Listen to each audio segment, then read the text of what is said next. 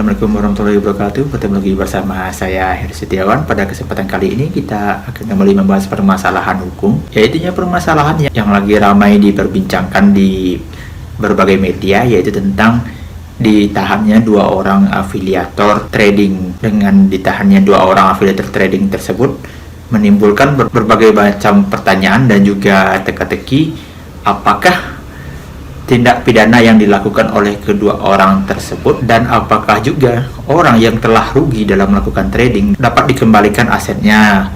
Dan di sini kita akan mencoba melihat dari beberapa pemberitaan yang telah beredar di media. Kedua orang afiliator ini dikaitkan ataupun disangkutkan dengan tindak pidana pencucian uang. Tindak pidana pencucian uang dapat diartikan secara sederhana adalah suatu upaya yang dilakukan oleh seseorang yang mendapatkan uang dari hasil kejahatan dan untuk membersihkan ataupun mengelabuhi aparat, dia melakukan berbagai macam cara untuk menyembunyikan ataupun mengubah hasil uang tindak pidana tersebut sehingga tidak dicurigai bahwa dia telah melakukan tindak pidana dan mendapatkan uang dari tindak pidana. Salah satu caranya adalah dengan mengalihkan uang hasil tindak pidana itu dengan membeli barang, memberi ke orang, mentransfer, berdonasi, dan banyak kegiatan lainnya, sehingga PPATK dalam hal ini yang bertugas mencari ataupun melacak tindak pidana pencucian uang itu dapat dikelabuhi karena uang hasil kejahatan tersebut tidak berada di rekening orang yang melakukan kejahatannya. Hal ini telah diatur dalam Undang-Undang Nomor 8 Tahun 2010 tentang tindak pidana pencucian uang. Tindak pidana pencucian uang itu dapat digolongkan dalam berbagai macam jenis tindak pidananya. Pada pasal 2 ayat 1-nya di sana disebutkan berbagai macam jenis-jenis pencucian uang dari kejahatan-kejahatan. Contohnya itu adalah tindak pidana korupsi, tindak pidana penipuan, tindak pidana penggelapan, perjudian, narkotika, kepabeanan, prostitusi, dan berbagai macam tindak pidana yang digolongkan seperti ini.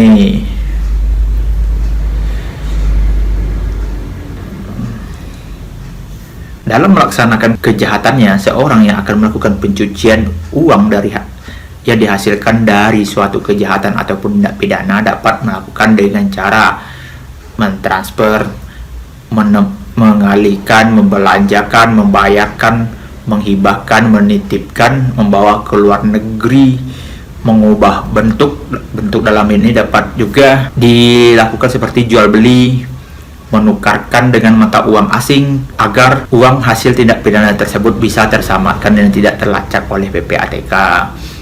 Disinilah kejelian dari penegak hukum yang dapat melihat bagaimana seseorang yang pekerjaannya ini, sedangkan dengan gaji segini dia dapat hidup bermewah-mewah. Apakah mendapatkan penghasilan segitu atau ada pencucian uang yang dia lakukan dari melakukan tindak pidana, ataupun orang yang menjadi tempat ataupun sarana untuk melakukan pencucian uang. Bisa jadi si A yang melakukan tindak pidana dan mendapatkan uang supaya perbuatannya tidak terendus ataupun tercium oleh aparat, dia menitipkan uangnya ke si B.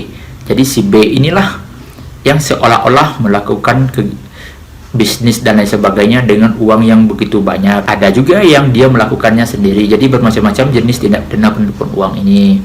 Tindak pidana pencucian uang. Dan terkait kasus yang lagi viral ini, telah dinyatakan bahwa binary option itu sebagai judi oleh pemerintah, dan judi hasilnya tidaklah sedikit karena telah banyak korban-korban yang rugi dari jutaan hingga miliaran. Dan disinilah terjadinya tindak pidana oleh seorang afiliator yang mengambil keuntungan dari setiap kekalahan trading daripada orang-orang yang melakukan trading. Disinilah penegak hukum mencoba mencari pencucian uang karena dia telah melakukan perjudian dan telah merugikan orang-orang yang telah melakukan trading yang berkedok judi tersebut.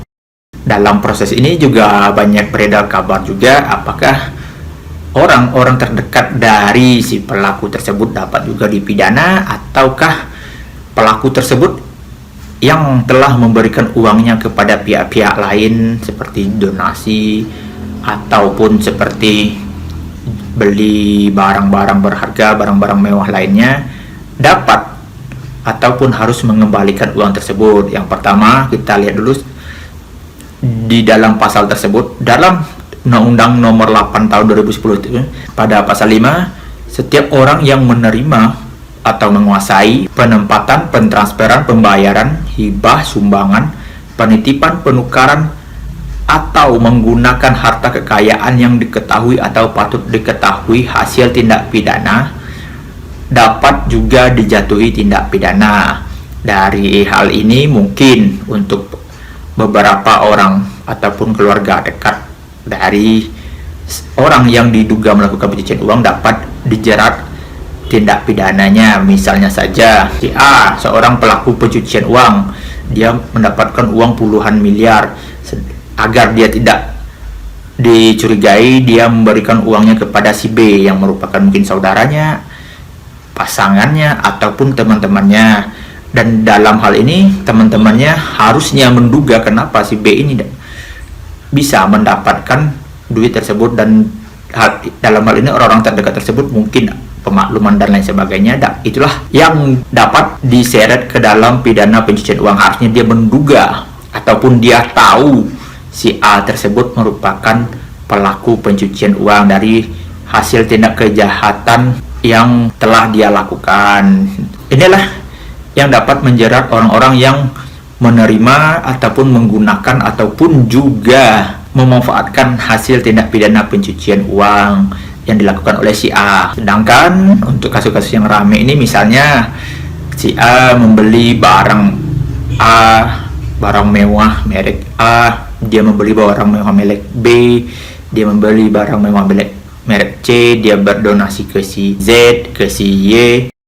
Kalau untuk jual beli tentu itu tidak dapat ditarik seorang yang melakukan jual beli dengan pelaku tindak pidana pencucian uang, karena seorang penjual yang benar-benar dia melakukan jual beli ataupun seorang pedagang, tentu kita tidak bisa dapat mengetahui ataupun menuduh orang tersebut ini hasil pencucian uang atau tidak. Asalkan ada duitnya, barangnya ada, langsung dilakukan jual beli. Jadi ketika pencucian uang itu jual beli, maka yang diambil itu adalah barang ataupun yang disita adalah barang yang dibelinya, bukan uang yang telah dia berikan kepada si penjual tersebut. Jadi maka dari itu, jika dia beli barang, jadi barangnya itu yang dijadikan bukti sebagai tindak pidana pencucian uang. Dia membeli barang dari uang yang telah hasil kejahatannya. Sedangkan untuk orang-orang terdekat mungkin bisa dapat dijerat pidana, tapi orang-orang yang berhubungan dengan jual beli ataupun dia bersedekah ke panti asuhan, ya kalau misalnya saja panti asuhannya masih ada duit untuk mengembalikan, kan bisa dibalikan. Kalau tidak, ya itu tidak dapat dikejar aspek pidananya ke ranah-ranah tersebut, karena jual beli ataupun tempat penerima hibah seperti panti asuhan dan tempat-tempat lainnya merupakan tempat resmi, tempat perdagangan, dan juga tempat menerima sumbangan yang mereka tentu tidak bakalan menyelidiki dari mana asal uang tersebut. Mereka tentunya menerima. Jadi dalam hal tindak pidana pencucian uang itu, yang dapat menjadi terdakwa ataupun menjadi pelakunya adalah orang yang berkaitan langsung dengan tindak pidana tersebut.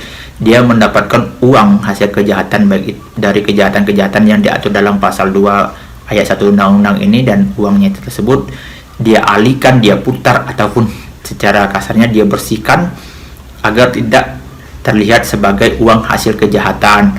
Pelaku utama dan juga orang-orang terdekat ataupun orang-orang kepercayaannya yang mengetahui ataupun patut menduga uang ini adalah uang hasil kejahatan yang dicuci ataupun yang diputar agar dia tidak tercium ataupun dia tidak diketahui melakukan tindak kejahatan dengan menghasilkan uang tersebut, seperti keluarga, orang kepercayaan, dan pihak-pihak lainnya yang telah mengetahui ataupun patut menduga kejadian tersebut. Jadi dalam hal jual beli ataupun dia menghibahkan itu, ataupun dia bersedekah, yang menerima ataupun yang menjual beli itu tidak dapat disangkut pautkan dalam konteks tindak pidana pencucian uang. Lalu bagaimana dengan korban terhadap tindak pidana kejahatan ini? Seperti yang telah ada dalam video saya sebelumnya, yang ini korban yang mengalami kerugian akibat tindak pidana dapat mendapatkan kembali uang mereka ataupun harta mereka ataupun kerugian mereka yang telah mereka alami akibat perbuatan tindak pidana tersebut dengan memperhatikan hasil tindak pidana yang telah dilakukan oleh pelaku tersebut, karena kita harus mengetahui lagi jika seseorang melakukan pencucian uang berasal dari penipuan, perjudian dan lain-lainnya. Misalnya saja dia membeli mobil, membeli ini, menumpuk uangnya di rekening, tentu uang-uang hasil tindak pidana tersebut akan disita dan dikembalikan ke korban. Akan tetapi jika si pelaku telah menghabiskan ataupun menghilangkan barang bukti hasil tindak pidana seperti uang tersebut, maka yang dapat dikembalikan kepada korban adalah sisa dari hasil tindak pidana atau kejahatan yang dilakukan oleh si pelaku tersebut. Misalnya total kerugian korban ada sekitar 100 miliar, sedangkan total aset yang telah disita ataupun sisa aset yang dimiliki oleh pelaku ini berdasarkan hasil kejahatan hanya 90 miliar.